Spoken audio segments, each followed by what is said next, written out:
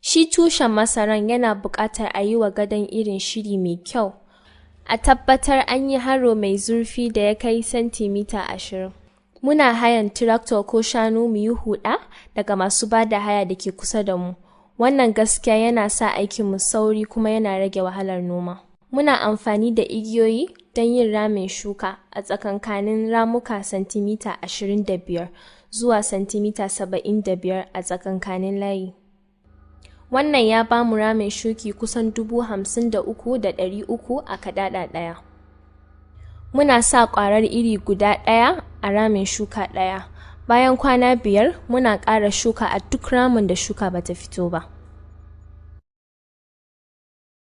Ku sani sako a gona yana sace ruwa da kuma taki da masara ke bukata. Domin maganin haka na yi amfani da magani bayan na yi shuka da kwana 1 zuwa 3. Kuma ku sani duk lokacin da zan yi feshi a gonata bana cin komai kuma bana shan komai, sannan ina sa kayan kariya.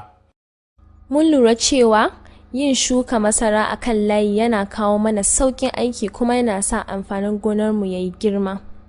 Don kula mai kyau, ba mu shuka wani irin amfanin gona ba tare da masararmu.